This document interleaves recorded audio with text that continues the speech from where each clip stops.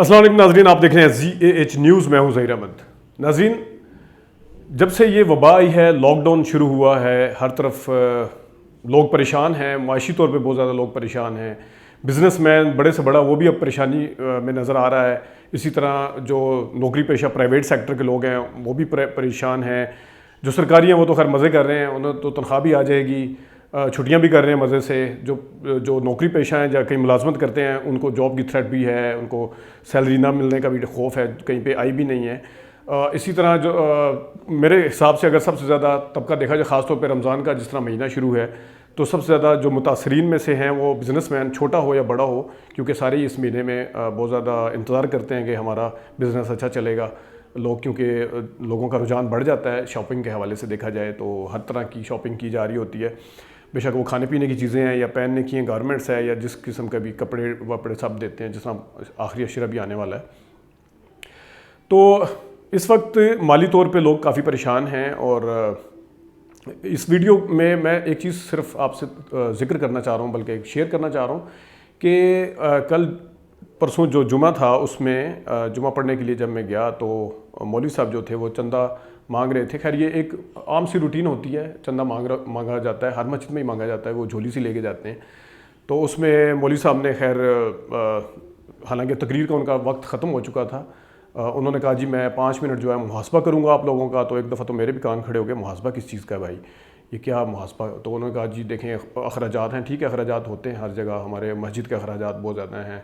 तो उन्होंने खैर 4-5 मिनट लगाए, उसमें एक बात दो बातें उन्होंने जो की जो मुझे बिल्कुल भी अच्छी नहीं लगी। उन्होंने कहा जी आपके पास पैसे सबके पास हैं, आपने जमा किए हुए हैं, आप देना नहीं चाहते मस्जिद में, आप निकालें, आप कम से कम 500 रुपये का नोट निकालें। एक तो उन्हें इस तरह स्पेसिफिक क्या है कि नहीं हर बंदे को चाहिए कि वो 500 रुपये का नोट निकाले और दे।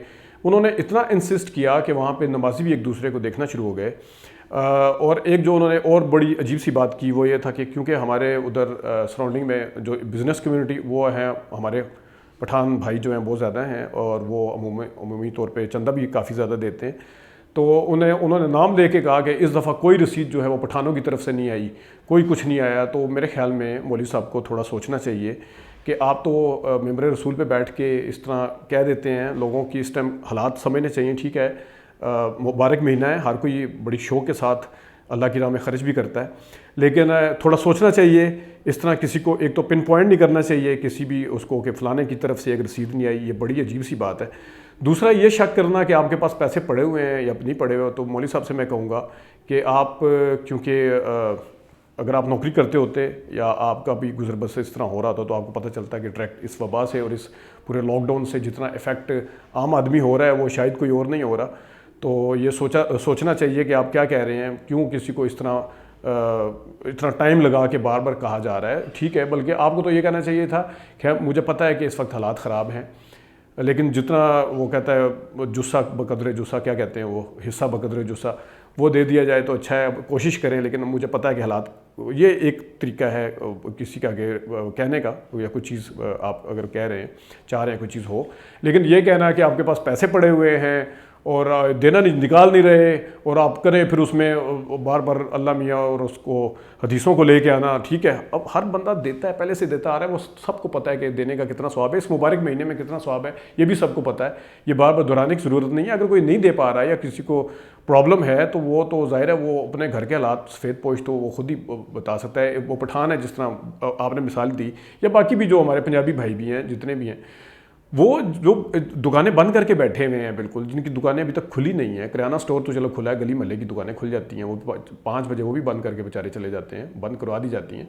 तो जिनका कालीन का कोई कॉर्पोरेट वगैरह का बिज़नेस है, या जिनके कर्टन का पर्दे शर्दे होते हैं इनका बिज़नेस है पठानों का, या जो गारमेंट्स की शॉप्स हैं या किसी प्लाजे में है, ये तो सारा बिज़नेस अभी तक बंद पड़ा हुआ है, वो कल भी पता नहीं खुलता है या आज खुलता है या नहीं खुलता। तो ये कहना कि आपके पास पैसे हैं, तो मेरे ख्याल में ये थोड़ा, जितने भी, ये खाली मैं एक मौलवी साहब को नहीं कह रहा, सवाब है, हर बंदा समझता है, सबको पता है कि क्या है, लेकिन ये भी एक हकीकत है कि जो रिज़्क है उसका आना और या उसकी इस टाइम जिस तरह बंद हुआ है, या अल्लाह ताला रहम करे, اس میں دیکھنے یہ ساری چیزیں مسئلے مسائل کو سمجھنا چاہیے، دوسروں کے مسائل کو سمجھنا چاہیے. اس طرح بالکل تقریر میں ایک جوش میں اور وجدان کی کیفیت میں آ کے کسی کو پن پوائنٹ بھی نہیں کیا جانا چاہیے. یہ ہمارا سوشل ایشو بھی ہے بہت بڑا کہ ہم جب اپنی مرضی کے حساب سے مذہب کو یوز کر کے ایکسپلائٹ کرنے کی بھی کوشش کرتے ہیں. انہی مولوی صاحب نے ایک دفعہ جمعے کی نماز 25 منٹ لیٹ کھڑی کی تھی، میں پھر کسی ویڈیو میں بتاؤں گا. تو ایک نمازی نے کھڑے ہو کے کہا تھا کہ آپ 20-25 منٹ آپ لیٹ کر دیا. وہ نمازیوں کی تو ہمت نہیں ہوتی اس ٹائم ان کے آگے بولنے کی، لیکن ایک کھڑے ہوئے تھے تو ان کے ساتھ انہوں نے کیا کیا تھا میں کسی اگلی ویڈیو میں بتاؤں گا. آج کے لیے اتنا ہی، اجازت دیجیے، اللہ حافظ.